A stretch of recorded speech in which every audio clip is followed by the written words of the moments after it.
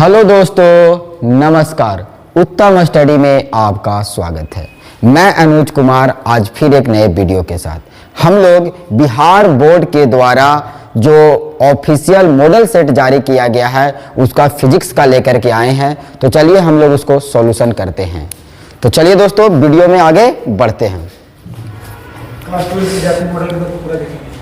Class 12 के विद्यार्थी जिनको 2024 में एग्जाम देना है वो पूरा इसका सॉल्यूशन देखें और इसको एग्जाम के लिए एकदम महत्वपूर्ण रहेंगे। चलिए हम लोग पढ़ते हैं क्वेश्चन की ओर।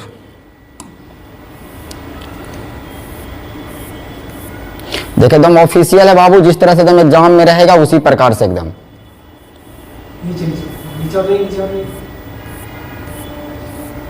देखिए ऑब्जेक्टिव सेक्शन ए में वस्तुनिष्ठ प्रश्न ऑब्जेक्टिव टाइप क्वेश्चन रहेंगे। आपके सामने आ गया है पहला क्वेश्चन। देखिए पहला क्वेश्चन क्या कहता है, कहता है वैधु द्विध्रुव में, पहला क्वेश्चन कहता है वैधु द्विध्रुव में वैधु द्विध्रुव आघूर्ण एक सदिश होता है जिसकी दिशा होती है। यानी कि वैधु द्विध्रुव आघूर्ण हम क्या बोलते हैं बाबू, कि अगर हमारे पास दो गो ध्रुव रहे, एगो को बोले प्लस और एगो को बोले माइनस, और इस प्लस माइनस के कारण अगर एगो पर बल इधर ऊपर से लगेगा तो एगो के पर बल कहाँ लगेगा, नीचे से लगेगा।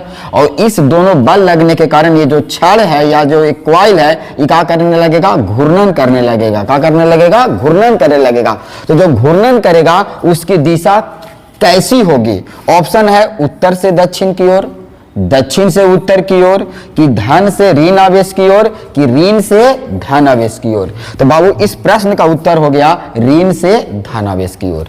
अब हम लोग बढ़ते हैं नए क्वेश्चन की ओर।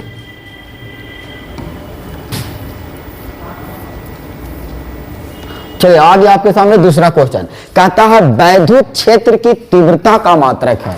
क्या पूछ रहा है बाबू, वैद्युत क्षेत्र की तीव्रता का मात्रक है। तो देखिए वैद्युत क्षेत्र बोलते हैं कि इकाई आवेश में लगने वाला बल, यानी ई बराबर एफ बटा क्यू। इकाई आवेश में लगने वाले बल को हम वैद्युत क्षेत्र बोलते हैं। तो देखिए बाबू कि बल का मात्रक क्या हो गया, न्यूटन, और आवेश का मात्रक क्या हो गया, कूलम, यानी न्यूटन पर कूलम। वैद्युत क्षेत्र का मात्रक क्या हो गया, न्यूटन पर कूलम, यानी ऑप्शन नंबर का हो गया ए। अब आइए नेक्स्ट क्वेश्चन, क्वेश्चन नंबर 3 कहता है एक कूलम आवेश में इलेक्ट्रॉन की संख्या है, यानी एक कूलम आवेश में कितना इलेक्ट्रॉन रहेगा। तो देखो बाबू हम लोग जानते हैं कि एक इलेक्ट्रॉन पर जो आवेश होता है 1.6 गुने 10 के पावर -19 कूलम होता है।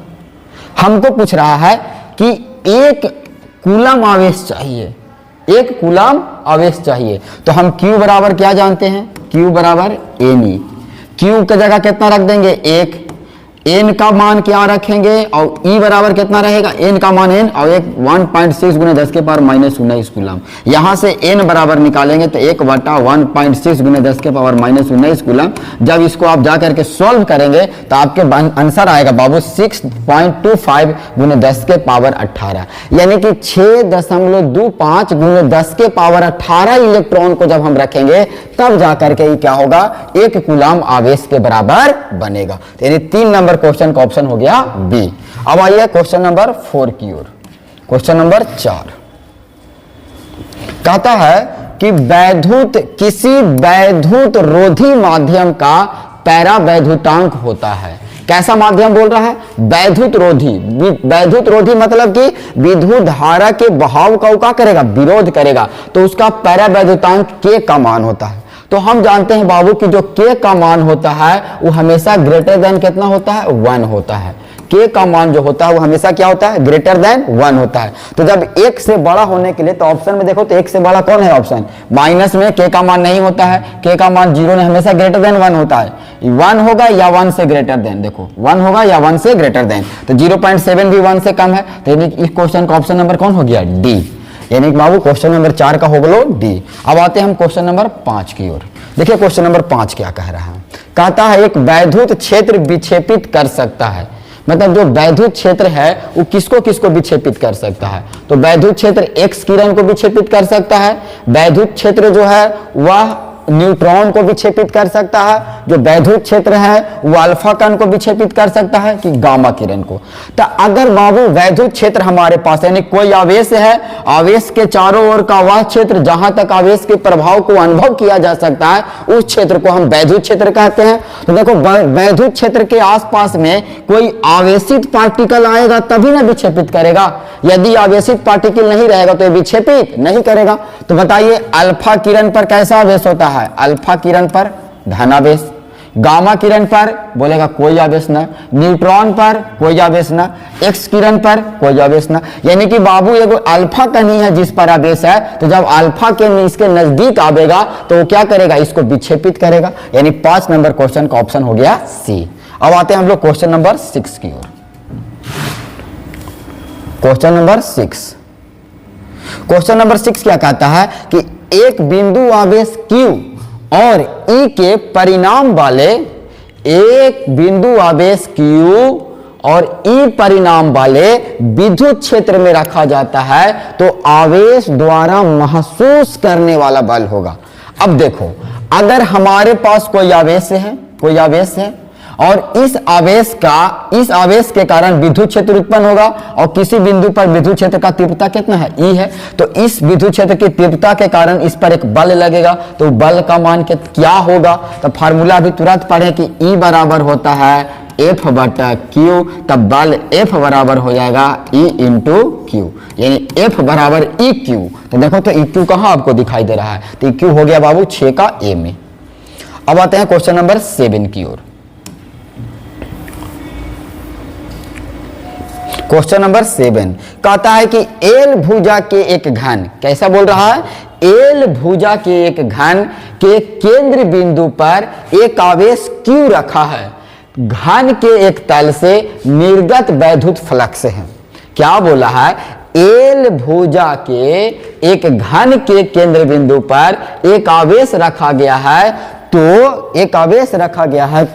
घन के एक तल से निर्गत वैद्युत फ्लक्स होगा। तो देखो बाबू, गॉस के नियम से हम जानते हैं, गॉस के नियम हमको क्या बोला था? गॉस का नियम बोला था कि अगर कोई भी बंद सतह रहेगा तो उसमें जो फ्लक्स उत्पन्न होंगे वह Q बटा एप्सिलॉन नॉट उत्पन्न होंगे। कितना उत्पन्न होंगे? Q बटा एप्सिलॉन नॉट। अब बताओ कैसा सतह लिया ही? घनाकार। तो घन में कै गो सतह होगा? तो 6 सतह होगा। तो बताओ कि 6 सतह होगा और टोटल इसकी तीव्रता रहेगा Q बटा एप्सिलॉन नॉट। तब प्रत्येक सतह पर निकालेंगे तो क्या हो जाएगा?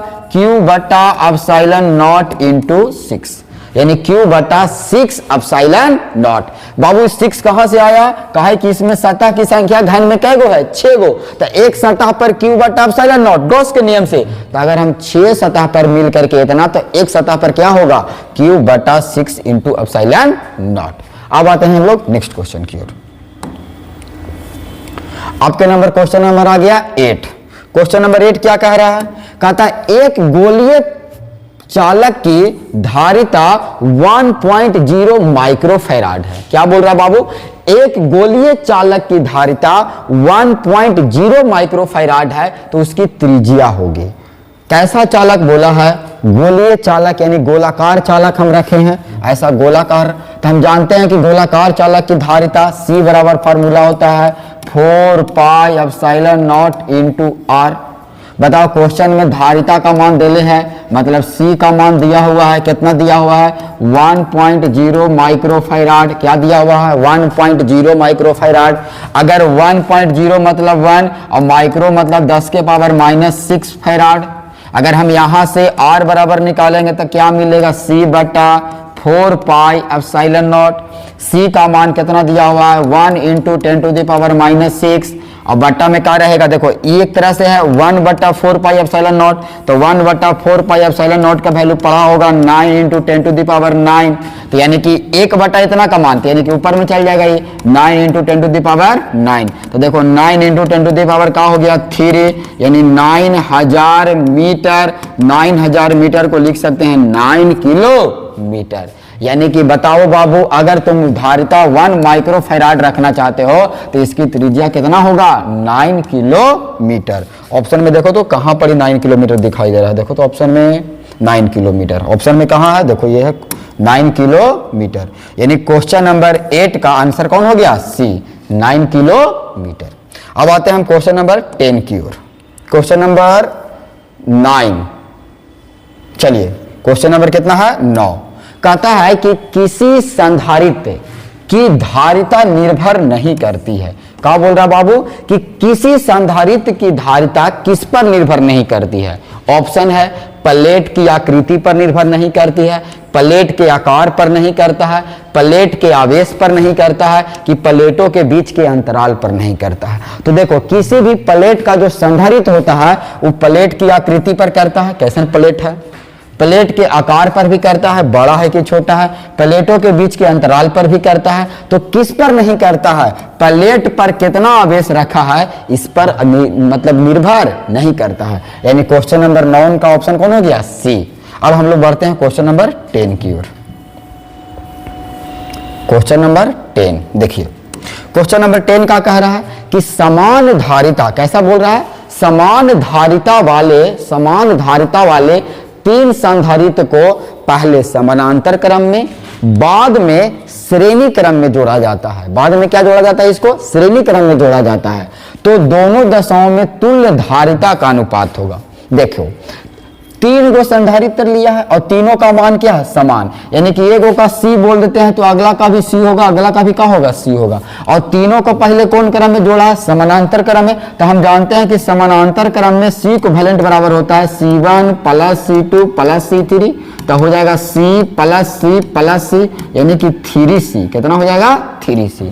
अब यही 3 को हम अगला बार क्या किए हैं? श्रेणी क्रम में जोड़ दिए हैं। कब कौन क्रम में जोड़ दिए हैं? श्रेणी क्रम में। तो जब श्रेणी क्रम में जोड़ते हैं तो फॉर्मूला लगता है 1/C इक्विवेलेंट बराबर 1/C1 1/C2 और प्लस में 1/C3। तो 1/C plus 1/C plus 1/C यानी 3/C। तो 1/C इक्विवेलेंट बराबर निकालेंगे तो कितना हो जाएगा? C/3। यानी आप देखो बाबू कि अगर हम श्रेणी समानांतर क्रम में लगाएंगे तो इक्विवेलेंट आएगा 3C, और अगर इसको हम समानांतर श्रेणी क्रम में लगा देंगे तो आ जाएगा C/3। अगर ये पूछा है कि दोनों का अनुपात बताओ, क्या पूछ रहा है क्वेश्चन में? अनुपात। यानी C इक्विवेलेंट श्रेणी का, सीरीज का, और फिर C पैरेलल का, और फिर क्या चीज? सीरीज का C इक्विवेलेंट। तो बताओ पैरेलल का हम निकाले कितना? 3C, और इसका कितना निकाले हैं? C/3। तो C और ये बट्टा में 3 कहाँ चल जाएगा? ऊपर C से C कट गया, कितना आ गया? 9:1। यानी इस क्वेश्चन का आंसर कौन हो गया बाबू? 9:1। आते हैं हम लोग नेक्स्ट क्वेश्चन की ओर।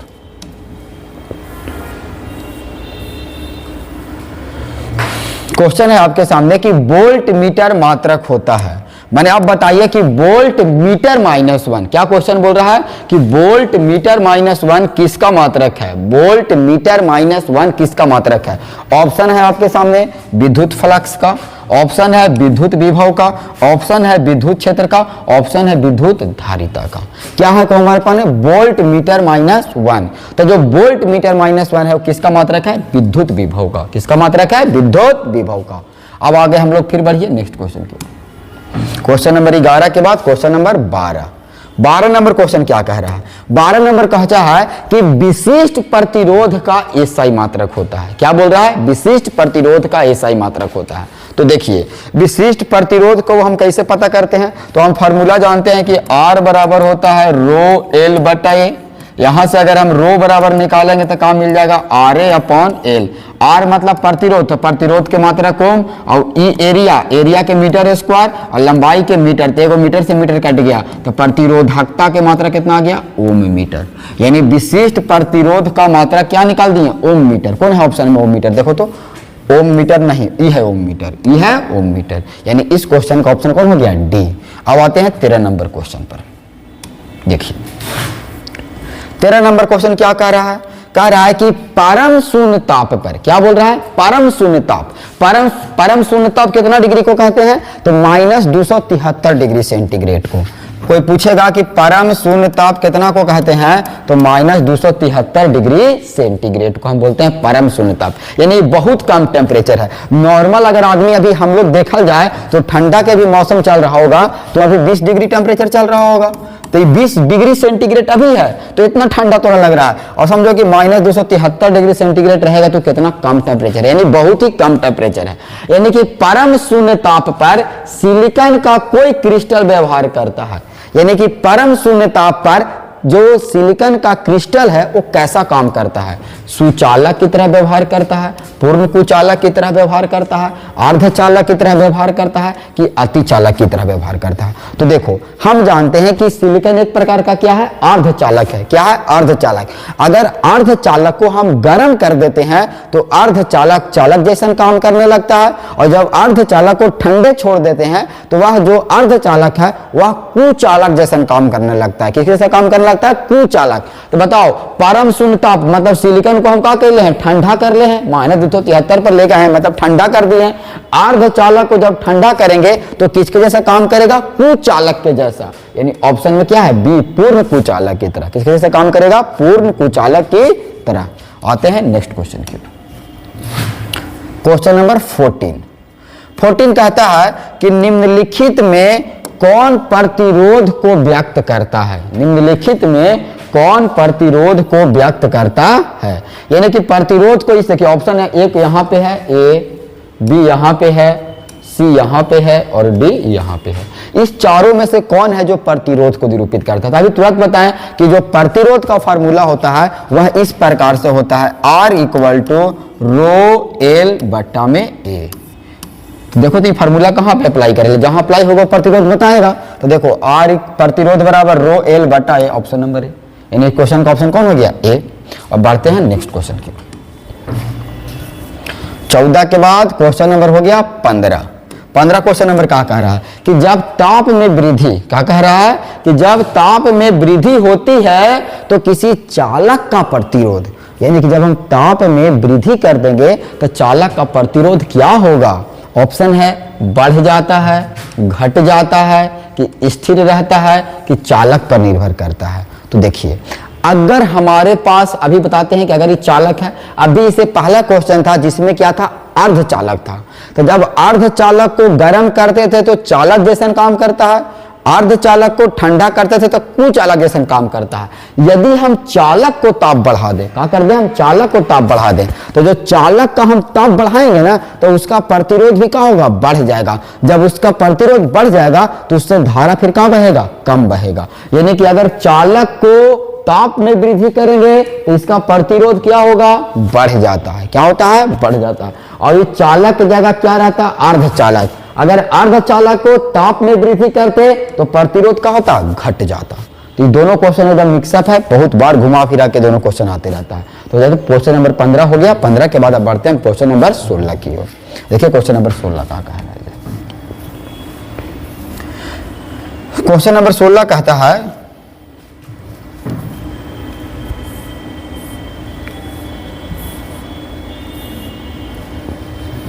क्वेश्चन नंबर देखिए 16 कह रहा है कि विद्युत परिपथ की शक्ति होती है, कि विद्युत परिपथ की शक्ति क्या है। देखो तो बाबू विद्युत परिपथ की शक्ति मतलब कि ऑप्शन है आपके सामने VR कि V²R कि V² बटा R कि V² RI। तो देखो तो विद्युत परिपथ की शक्ति, शक्ति को हम क्या लिखते हैं, P से, और P बराबर फॉर्मूला होता है V² बटा R। P बराबर V² बटा R, यानी बताओ V² बटा R मतलब 16 का ऑप्शन कौन हो गया, C। अब बढ़ो नेक्स्ट क्वेश्चन की ओर। एक इलेक्ट्रॉन वोल्ट समतुल्य है किसके बराबर, तो एक इलेक्ट्रॉन वोल्ट किसके बराबर समतुल्य होगा। तो देखिए हम जानते हैं कि एक इलेक्ट्रॉन वोल्ट बराबर होता है 1.6 × 10⁻⁻⁹ जूल। देखो तो ऑप्शन में कहाँ है, यहाँ पर 10⁻⁻, अच्छा ऑप्शन देखो वैल्यू सब जगह सेम है, केवल यूनिट का खेल है। तो इलेक्ट्रॉन वोल्ट ऊर्जा के मात्रक है, तो ऊर्जा का मात्रक किसमें और कौन होगा, जूल होगा। यानी इस क्वेश्चन का ऑप्शन कौन हो गया, सी। अब बढ़ते हैं नेक्स्ट क्वेश्चन की ओर। क्वेश्चन नंबर 18 का कह रहा है, देखो विद्युत परिपथ में, क्या बोल रहा है, विद्युत परिपथ में किसी बिंदु पर सभी धाराओं का बीजगणितीय योग, यानी सभी धारा का बीजगणितीय कितना होता है, शून्य होता है। कितना होता है, शून्य होता है। आते हैं नेक्स्ट क्वेश्चन की ओर।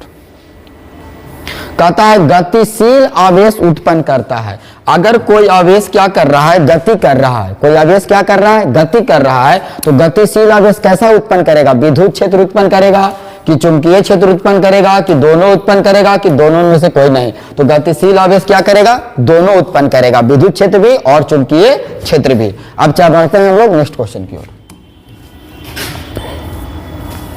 देखो क्वेश्चन नंबर 20। क्वेश्चन नंबर 20 का कह रहा है mu naught under root over mu naught बटा एप्सिलॉन नॉट का मान होता है। क्या बोलता है बाबू कि under root over mu naught बटा एप्सिलॉन नॉट का आकर मात्रक क्या होगा? ये क्या पूछ रहा है? मात्रक क्या होगा? तो इसका मात्रक कौन होता है? ओम होता है। क्या होता है? जो प्रतिरोध का मात्रक होता है वही होता है एप्सिलॉन नॉट म्यू नॉट बटा एप्सिलॉन नॉट का मात्रक। अब आइए नेक्स्ट क्वेश्चन की ओर। क्वेश्चन नंबर 21 का कह रहा है एक ही दिशा में जाती हुई दो समानांतर इलेक्ट्रॉन पुंज क्या होते हैं? एक दूसरे से प्रतिकर्षित होंगे, ना तो प्रतिकर्षित होंगे ना आकर्षित होंगे, तो एक दूसरे से आकर्षित होंगे। तो बोलेंगे कि एक ही दिशा में जाते हुए एक दूसरे को क्या करते हैं? आकर्षित करते हैं। एक दूसरे को क्या करते हैं? आकर्षित करते हैं। कहता है क्वेश्चन नंबर 22 कहता है कि निम्नलिखित में से कौन सा कथन सत्य है? टाउ बराबर m डॉट बी सही है, टाउ बराबर m क्रॉस बी सही है, m बराबर टाउ क्रॉस बी सही है कि टाउ बराबर m बाई बी सही है? तो देखो बाबू टाउ बराबर m क्रॉस बी सही है, क्योंकि टाउ भी कैसी राशि? सदिश राशि, m भी सदिश राशि, b भी सदिश राशि। तो दो सदिश राशि का गुना किए और सदिश मिल जाए, इसका मतलब कि दोनों के बीच में कैसे प्रोडक्ट रहेगा? क्रॉस प्रोडक्ट रहेगा। बढ़िए नेक्स्ट क्वेश्चन की ओर। क्वेश्चन नंबर 23 का कहता है कि पृथ्वी के चुंबकीय क्षेत्र का ऊर्ध्वाधर घटक शून्य होता है। पृथ्वी के जो चुंबकीय क्षेत्र है इसका ऊर्ध्वाधर घटक क्या होता है? शून्य होता है। ऑप्शन है चुंबकीय ध्रुवों पर, ऑप्शन है भौगोलिक ध्रुवों पर, प्रत्येक स्थान पर कि चुंबकीय निरक्ष स्थान पर। तो किस स्थान पर होता है? चुंबकीय निरक्ष स्थान पर। अब बढ़ते हैं नेक्स्ट क्वेश्चन। क्वेश्चन नंबर 24 कहता है कि क्वेश्चन नंबर 24 है कि किसी विद्युत चुंबक बनाने में सबसे उचित धातु है, यानी कि अगर विद्युत चुंबक बनाना है तो सबसे ऊंची धातु कौन होगा? नर्म लोहा। क्या होगा? नर्म लोहा। चलिए नेक्स्ट क्वेश्चन की ओर। अनुचुंबकीय पदार्थ की चुंबकशीलता का मान होता है। क्या है? अनुचुंबकीय पदार्थ की चुंबकशीलता का मान होता है। ऑप्शन आपके सामने है कि 1 होता है, कि 1 से अधिक होता है, कि 1 से कम होता है, कि बहुत अधिक होता है। तो अनुचुंबकीय पदार्थ के चुंबकशीलता का मान क्या होता है? 1 से अधिक होता है। Next question. उदासीन बिंदु, कैसा बिंदु है? उदासीन बिंदु पर। उदासीन बिंदु कह रहा है, इसका मतलब कुछ ही है कि B और BH का मान क्या होना चाहिए? तुम ही बताओ। अगर उदासीन बिंदु है तो चुंबक के चुंबकीय अक्ष की तीव्रता और पृथ्वी की चुंबकीय अक्ष का क्षैतिज घटक दोनों क्या होंगे? बराबर होंगे। दोनों क्या होंगे? बराबर होंगे। तो इस स्थिति को क्या बोलेंगे? संतुलन की स्थिति बोलेंगे। यानी 26 नंबर का ऑप्शन हो गया C। अब आते हैं 27 नंबर की तरफ। लेंज का नियम किस भौतिक राशि के संरक्षण के सिद्धांत पर काम करता है? जो लेंज का नियम दिया गया है वो किस पर संरक्षण पर काम किया गया है? ऊर्जा के संरक्षण पर, कि आवेश के, कि द्रव्यमान के, कि संवेग? तो हम बोलेंगे आवेश। लेंज का जो नियम है जो किसके संवेग पर काम करता है? ऊर्जा संरक्षण के सिद्धांत पर कार्य करता है। अब बढ़िए नेक्स्ट क्वेश्चन। प्रेरकत्व का मात्रक होता है। प्रेरकत्व का मात्रक क्या होता है? तो आप पढ़े होंगे कि प्रेरकत्व का मात्रक हेनरी होता है, लेकिन ऑप्शन में हेनरी है ही नहीं। देख लो ऑप्शन में हेनरी है। प्रेरकत्व का मात्रक ओम सेकेंड, ओम पर सेकेंड, सेकेंड बट्टा ओम, 1 बट्टा ओम सेकेंड। तो प्रेरकत्व का मात्रक होता है ओम सेकेंड। क्या होता है? ओम सेकेंड। Next question. L बटा R का बीमा निम्नलिखित में से किसके बराबर होता है? मैंने किसकी बीमा समान होता है? तो L बटा में R बोल रहा है तो वैसे हो जाएगा LC के समान। देखो L कहने का मतलब प्रेरकत्व, R कहने का मतलब प्रतिरोध, L कहने का मतलब प्रेरकत्व, C कहने का मतलब धारिता। तो कहने का मतलब है बाबू कि L बटा R की जो बीमा होगा वो LC के बीमा के क्या होगा? बराबर होगा। यानी 29 का क्वेश्चन नंबर का ऑप्शन का हो गया A। अब नेक्स्ट क्वेश्चन 30 नंबर क्वेश्चन क्या कहता है कि किसी प्रत्यावर्ती धारा का शिखर मान I0 इक्वल टू 5√2। शिखर मान मतलब अधिकतम मान, I मैक्सिमम का वैल्यू दे रहे 5√2 एम्पियर है। तो धारा का वर्ग माध्य मूल्य मान यानी RMS। तो देखो हम बाबू जब मान निकालते हैं वो RMS होता है। I RMS बराबर होता है I0 बटा √2। तो I0 का वैल्यू कितना दे रहा है? 5√2 और बटा में क्या लिखा है √2 से √2 कट गया, कितना आ गया 5 एम्पियर आंसर। कितना एम्पियर हो गया 5 एम्पियर। नेक्स्ट क्वेश्चन के कहता है एक प्रत्यावर्ती धारा परिपथ, कैसा परिपथ बोल रहा है कि प्रत्यावर्ती धारा मतलब एसी सर्किट है। कैसा सर्किट है एसी सर्किट है में प्रतिरोध में 8 ओम का प्रतिरोध और 6 ओम का प्रेरकत्व श्रेणी क्रम में लगाया गया तो परिपथ में प्रतिबाधा होगी।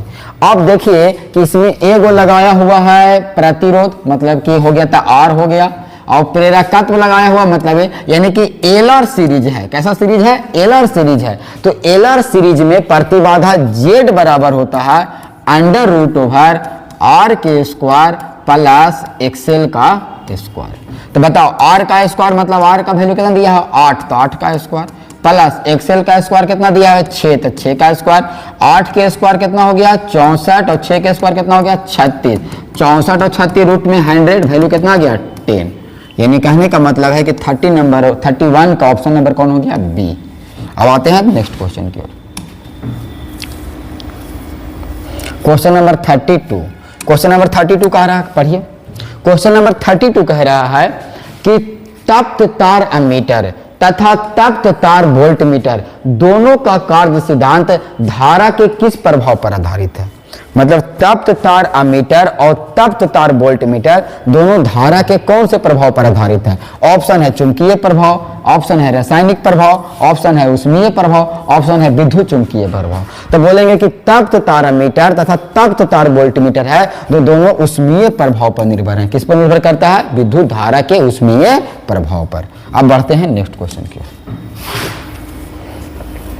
33 क्वेश्चन नंबर 33 क्या कह रहा है कि विशुद्ध प्रेरकीय परिपथ में, कैसा परिपथ बोल रहा है विशुद्ध प्रेरकीय परिपथ मतलब वैसा परिपथ बाबू जो एकदम विशुद्ध प्रेरकीय है तो इसमें शक्ति गुणांक होगा। तो बताओ विशुद्ध है तो शक्ति गुणांक कितना हो जाएगा 0 हो जाएगा। क्या हो जाएगा 0 हो जाएगा। क्वेश्चन नंबर आगे 34 कहता है किसी ट्रांसफार्मर में क्या संभव नहीं है। मतलब किसी ट्रांसफार्मर में कौन सा मान संभव नहीं है। ऑप्शन है आपके सामने भावर धाराएं, ऑप्शन है आपके पास दिष्ट धाराएं, ऑप्शन है प्रत्यावर्ती धारा, ऑप्शन है प्रेरित धारा। तो ट्रांसफार्मर आप अपने गली मोहल्ला में लगे देखे होंगे, ट्रांसफार्मर हमेशा एसी पर काम करता है, ट्रांसफार्मर कभी भी डीसी पर काम नहीं करता है। तो यानी कि ट्रांसफार्मर किस ट्रांसफार्मर में संभव नहीं है तो डीसी धारा में ट्रांसफार्मर कभी संभव नहीं है। यानी क्वेश्चन नंबर 34 का ऑप्शन हो गया बी। आते हैं नेक्स्ट क्वेश्चन 35। कैसा ना बाबू 35 कहता है एलआर परिपथ की, कैसा परिपथ की एलआर परिपथ की प्रतिबाधा होती है। देखो अभी तो बताएं एलआर परिपथ बताया था कि ना R² plus L²। Option number कौन हो गया डी। आते हैं अब नेक्स्ट क्वेश्चन की ओर। क्वेश्चन नंबर हमारे सामने है 36। निम्नलिखित में से कौन सी तरंगे विद्युत चुंबकीय तरंग नहीं है। यानी कि आपके सामने जो ऑप्शन दिए हैं इसमें से कौन सा जो तरंग है विद्युत चुंबकीय तरंग नहीं है। तो ऑप्शन है अल्फा तरंगे, ऑप्शन है गामा तरंगे, ऑप्शन है एक्स तरंगे, ऑप्शन है अवरक्त तरंगे। तो कौन सा विद्युत चुंबकीय नहीं है। तो आप तो जानते हैं कि अल्फा है, गामा है, एक्स किरणें है, एक्स तरंगे है, अवरक्त है। तो देखिए अल्फा बीटा और गामा ये तीनों तो विद्युत चुंबकीय है। तो अल्फा बीटा गामा यानी कि कौन तरंग नहीं है तो एक्स तरंगे विद्युत चुंबकीय तरंग नहीं है। अब बढ़ते हैं नेक्स्ट क्वेश्चन की ओर। क्वेश्चन नंबर 37 कहता है कि सबसे अधिक आवृत्ति की तरंगे कौन है। क्वेश्चन नंबर 37 का कह रहा है कि सबसे अधिक आवृत्ति केकर होता है। ऑप्शन में है पैराबैंगनी के, कि गामा के, कि रेडियो के, कि दृश्य प्रकाश के। तो देखो जिसकी आवृत्ति अधिक होगी यानी आवृत्ति अधिक होना कहने का मतलब एकदम ऐसे घना रहेगा वो। अगर आवृत्ति कम है तो मतलब ऐसे दूर दूर पर उसका मतलब कि फ्रीक्वेंसी बैक करेगा और इसका फ्रीक्वेंसी नजदीक, यानी इसके पास काम करने की क्षमता का होगा ज्यादा होगा। तो गामा किरण किसी को भी भेद के पार हो जाता है कि ना। इसका मतलब है कि गामा किरण भेद करके किसी को पार हो जा रहा है। इसका मतलब कि इसके जो तरंग है वो सब पास पास है।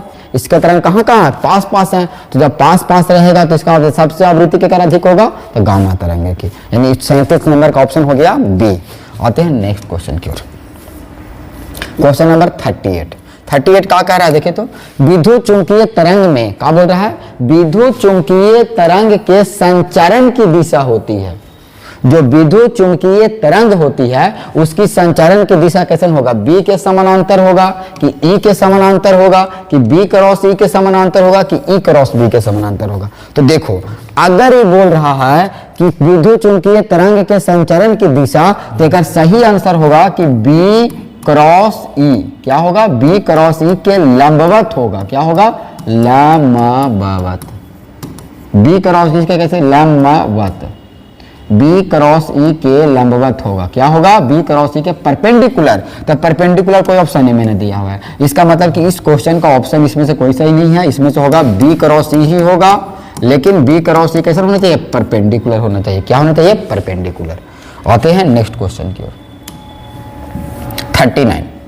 39 क्वेश्चन क्या कह रहा है, पढ़ के देखो तो। कहता है 1/2 एप्सिलॉन नॉट ई स्क्वायर। क्या लिखल है, 1/2 epsilon not E square. 1/2 epsilon not E square, जहां एप्सिलॉन नॉट निर्मात की विद्युतशीलता है और वैद्युत क्षेत्र की बीमा। इसका बीमा निकालना है। क्या निकालना है, बीमा। तो देखे तो इसका बीमा कैसे निकलेगा, क्या क्वेश्चन में दिया है, 1/2 एप्सिलॉन नॉट और ई स्क्वायर। इसका क्या निकालना है हमको, बीमा। तो देखिए बाबू, हम क्या जानते हैं, इससे पहले का फार्मूला हम जानते हैं कि एफ बराबर हम जानते हैं कि होता है 1/4 pi epsilon naught Q1 into Q2 upon r square. अगर यहाँ से हम एप्सिलॉन नॉट का वैल्यू निकाले तो क्या निकल जाएगा, एप्सिलॉन नॉट का वैल्यू निकाल देंगे तो हो जाएगा क्यू स्क्वायर। देखो ना, क्यू गुना होगा तो क्यू स्क्वायर। 4 पाई कॉन्स्टेंट टर्म है, इसका यूनिट में कोई मतलब है नहीं, नीचे ला देंगे तो हो जाएगा एफ आर स्क्वायर। अगर हम ई बराबर, अभी पढ़े थे कि ई बराबर होता है एफ बटा क्यू, तो अगर हम इसको पुट कर दें तो बीमा में 1/2 का काम है ना, एप्सिलॉन नॉट का वैल्यू पुट करेंगे तो क्या हो जाएगा, Q square upon F R square. और ई का मान एफ बटा क्यू, तो एफ बटा क्यू मतलब एफ स्क्वायर बटा में क्यू स्क्वायर। क्यू स्क्वायर से क्यू स्क्वायर कैंसिल, एगो एफ से एफ कैंसिल हो गया, कितना मिल गया, एफ बटा आर स्क्वायर। तो एफ का मात्रा क्या होता है, अगर एफ का बीमा पूछेंगे तो एम एल टी माइनस 2 और आर के बीमा हो गया L2। तो अगर इस एगो एल से एल कटेगा तो हो जाएगा M L minus 1 T minus 2, M L minus 1 T minus 2। कहाँ है ऑप्शन, देखो तो M L minus 1 T minus 2, यानी 39 का कौन हो गया, ऑप्शन नंबर सी। अब आते हैं क्वेश्चन नंबर 40 की ओर। चलिए, कहता है क्वेश्चन नंबर 40 कि यदि किसी माध्यम के निर्वात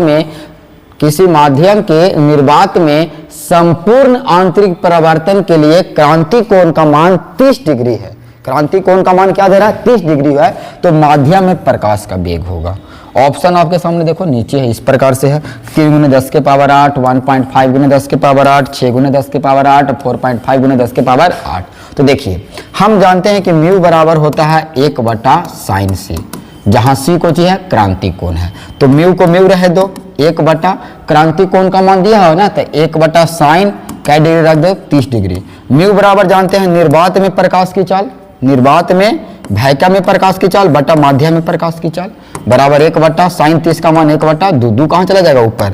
तो बताओ, भैक्या में जानते हैं 3 × 10 के पावर 8 होता है, सीएम हमको क्या करना है, पता करना है, माध्यम में ये 2 कहाँ चला जाएगा, ऊपर। यहाँ से अगर सीएम बराबर तुम सॉल्व करके निकालोगे तो सीएम बराबर क्या मिलेगा, 3 × 10 के पावर 8, 3 × 10 के पावर 8 बटा में क्या मिलेगा, 2।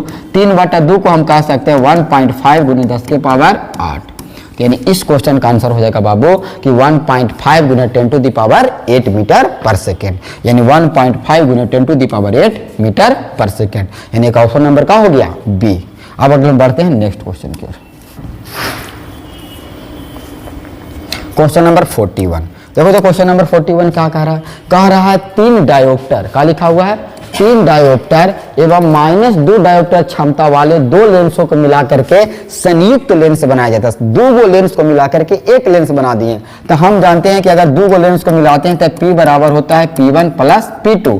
तो P1 का वैल्यू प्लस में 3 डायोप्टर और P2 का वैल्यू माइनस में 2 डायोप्टर, यानी P बराबर कितना मिला, 1 मिल गया। अब हम जानते हैं कि P बराबर होता है 1/f, तो f बराबर क्या हो जाएगा 1/p, तो 1/, और P का मान कितना 1, 1 मतलब 1 मतलब कितना रख दे 1 मीटर, आंसर का हो गया 1 मीटर, यानी f इसका कितना आ गया 1 मीटर। 1 मीटर कौन हो गया, ऑप्शन नंबर सी। आगे नेक्स्ट क्वेश्चन की ओर। कहता है खगोलीय दूरदर्शी, कैसा दूरदर्शी बोल रहा है, खगोलीय दूरदर्शी। खगोलीय दूरदर्शी में अंतिम प्रतिबिंब प्राप्त होता है, मैंने खगोलीय दूरदर्शी में जो अंतिम प्रतिबिंब होता है वास्तविक और सीधा बनता है कि वास्तविक एवं उल्टा बनता है कि काल्पनिक एवं उल्टा बनता है कि काल्पनिक एवं सीधा बनता है। तो खगोलीय दूरदर्शी में जो अंतिम प्रतिबिंब बनता है वो काल्पनिक एवं कैसा बनता है, सीधा बनता है। काल्पनिक और कैसा बनता है, सीधा बनता है। क्वेश्चन नंबर 43 क्या कह रहा है? क्वेश्चन नंबर 43 कह रहा है कि समान आयाम एवं समान तरंगदैर्ध्य की दो प्रकाश तरंगें अध्यारोहित की जाती है तो परिणामी तरंग का आयाम अधिकतम होगा तो उनके बीच कालांतर। बताओ, सब कुछ सयाम है, आयाम भी समान है, तरंगदैर्ध्य भी समान है, तो दोनों क्या करेंगे, एक ही पथ पर चलेंगे। जैसे जैसे वो अगला चलेगा पिछला भी क्या होगा, उसी प्रकार से चलेगा। तो दोनों के बीच में कोई कालांतर नहीं होगा, दोनों के बीच में कोई अंतर नहीं होगा। तो कालांतर का मान कितना होगा, 0 होगा। आगे नेक्स्ट क्वेश्चन की ओर। क्वेश्चन नंबर 44 क्या कहता है कि कौन सी घटना प्रकाश तरंगों की अनुप्रस्थ प्रकृति की पुष्टि करती है? यानी कि कौन साबित इस बात को करता है कि प्रकाश की जो तरंगे हैं वो कैसी है, अनुप्रस्थ है। तो अनुप्रस्थ तरंगे के लिए जो करता है वो है विवर्तन है कि अपवर्तन है कि व्यतिकरण है कि ध्रुवन है। तो हम बोलेंगे कि अनुप्रस्थ प्रकृति की पुष्टि करने के लिए कौन सी घटना का जिम्मेवार करता है, तो उसको बोलते हैं प्रकाश का ध्रुवन, प्रकाश का ध्रुवन। नेक्स्ट क्वेश्चन की ओर। 45 कहता है ध्रुवित प्रकाश में, कैसा प्रकाश में, ध्रुवित प्रकाश में, यानी कि ध्रुवित जो प्रकाश के ध्रुवन बोले ना, तो ध्रुवित प्रकाश में कंपन कला एवं ध्रुवन कला के बीच होता है। यानी कंपन करने की दिशा और ध्रुवन करने की दिशा एक दूसरे के कैसे रहते हैं, लंबवत रहते हैं। तो लंबवत रहेंगे तो कई डिग्री के कोण बनेगा, 90 डिग्री के कोण बनेगा। यानी इस क्वेश्चन का ऑप्शन कौन हो गया, सी। आते हैं क्वेश्चन नंबर 46 की ओर। प्रकाश वैद्युत उत्सर्जन की घटना, क्या बोल रहा है, प्रकाश वैद्युत उत्सर्जन की घटना में आपतित प्रकाश की तीव्रता बढ़ने पर प्रकाश वैद्युत धारा क्या होगा? बोलता है कि अगर हम क्या कर दे रहे हैं, प्रकाश विद्युत उत्सर्जन की घटना करा रहे हैं, तो अगर आपतित प्रकाश की तीव्रता बढ़ेगा तो धारा का भी मान क्या होगा, बढ़ेगा। यानी इस क्वेश्चन का ऑप्शन नंबर हो गया ए। अब बढ़ते हैं नेक्स्ट क्वेश्चन की ओर।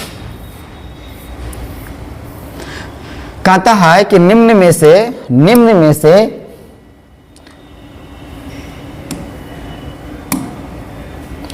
कहता है कि निम्न में से किसका निरोधी विभव सबसे कम होता है? यानी कौन है जिसका निरोधी विभव सबसे क्या होता है, कम होता है। तो निरोधी विभव सबसे कम किसका होगा, निरोधी विभव कम होगा किसका, लाल प्रकाश का। कौन प्रकाश का, लाल प्रकाश का। अब बढ़ते हैं नेक्स्ट क्वेश्चन की ओर। कहता है कि द्रव्य तरंगों का तरंगदैर्ध्य होता है, द्रव्य तरंगों का तरंगदैर्ध्य होता है। ऑप्शन है आपके सामने, h लैम्डा बराबर h बटा p, कि लैम्डा बराबर p बटा h, कि लैम्डा बराबर h बटा h गुने p, कि लैम्डा बराबर h स्क्वायर बटा p स्क्वायर। तो देखो तरंगदैर्ध्य बराबर जो होता है, द्रव्य तरंगों में तरंगदैर्ध्य जो होता है वो होता है लैम्डा बराबर h बटा p। लैम्डा बराबर क्या होगा, h बटा p। Question number 49। Question number 40 कहता है कि यदि हाइड्रोजन परमाणु के भूतल ऊर्जा स्तर में, भूतल मतलब जहां से उसके पास ऊर्जा का होगा, शुरू होगा, तो उसको बोलेंगे भूतल ऊर्जा स्तर में इलेक्ट्रॉन का कोणीय संवेग होगा। तो देखो कोणीय संवेग का फॉर्मूला होता है या तो mvr बोले या तो nh बटा 2 पाई।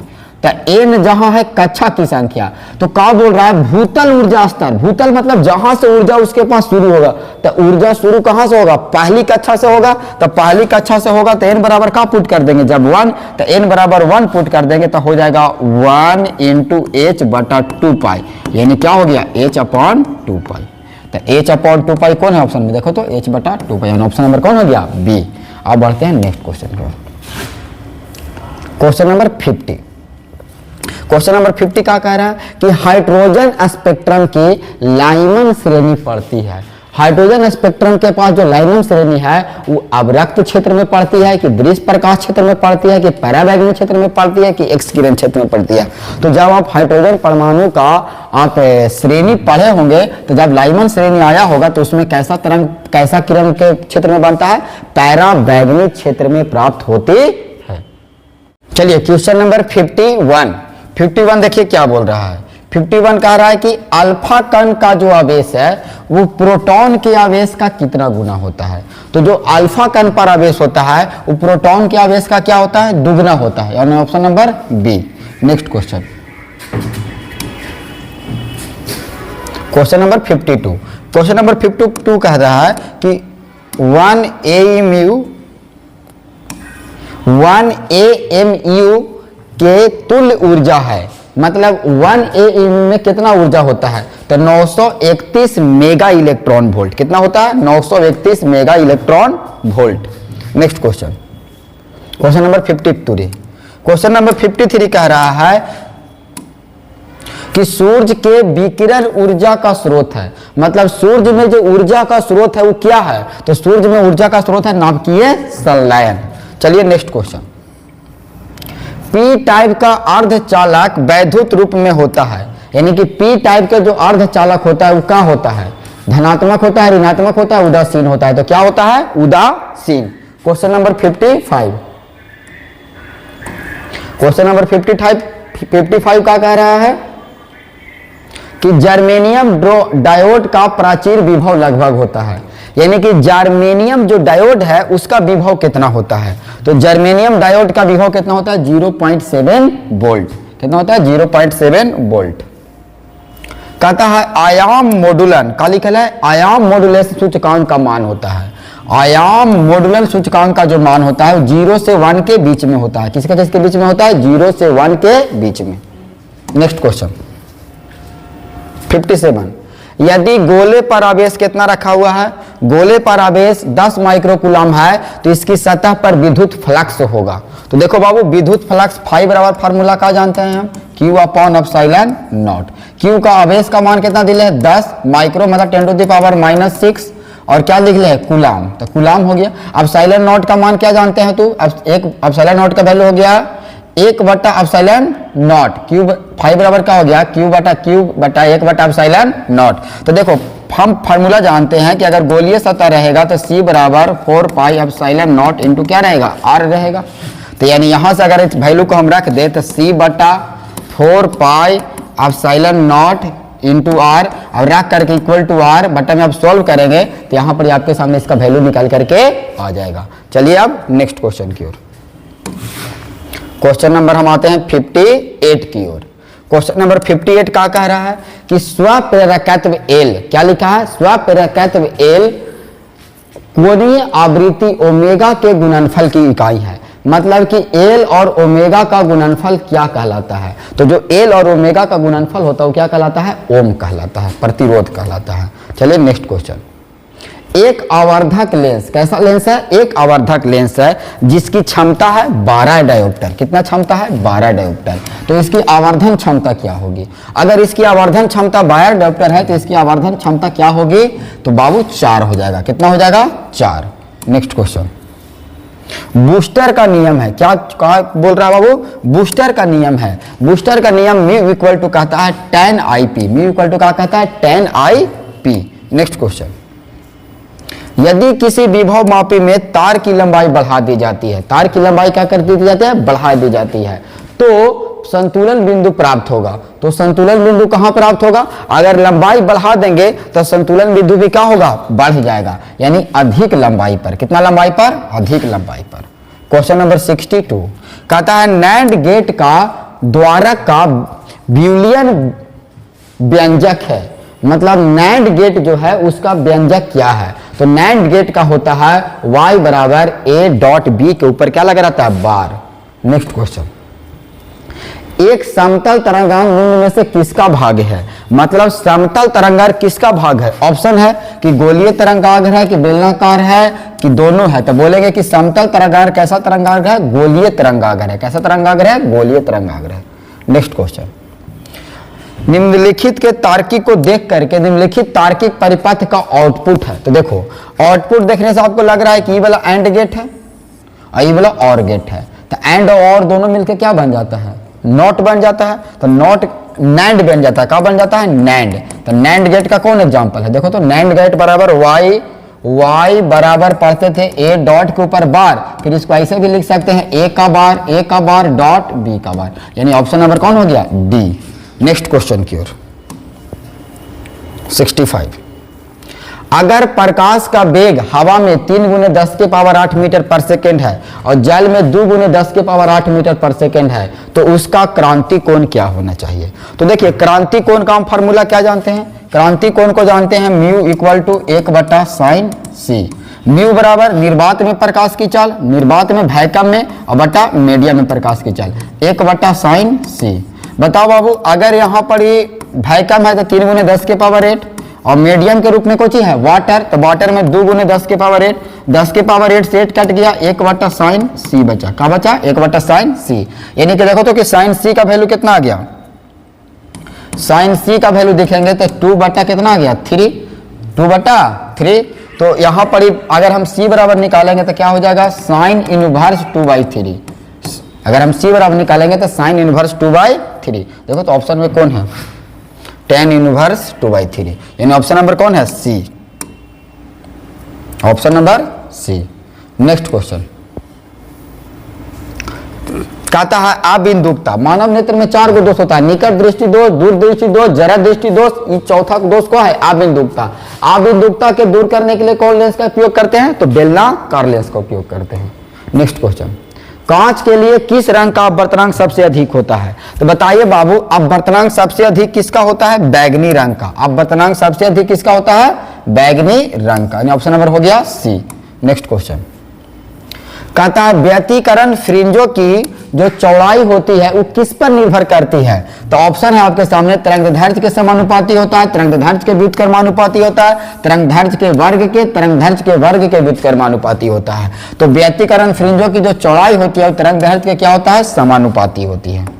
नेक्स्ट क्वेश्चन, यदि विद्युतीय क्षेत्र तथा अनुगमन वेग भी ई तथा VD को तो संचालकता का होगी, तो E/VD। संचालकता का होगा E/VD। चलो नेक्स्ट क्वेश्चन की ओर, क्वेश्चन नंबर 70 कहता है किसी LCR परिपथ में, कैसा परिपथ बोल रहा है बाबू, LCR परिपथ में, LCR परिपथ में कहता है कि क्या हो ऊर्जा का क्षय होता है किसके रूप में। तो LCR परिपथ में हमेशा किसके रूप में होगा, प्रतिरोधक के रूप में। किसके रूप में होगा, प्रतिरोधक के रूप में। तो ये बाबू रहा आपका महत्वपूर्ण क्वेश्चन, आप इसको बढ़िया से सॉल्व कर लेंगे और एग्जाम के लिए काफी महत्वपूर्ण है। जिनको भी 2024 में एग्जाम देना है इस चैनल से जुड़े रहें।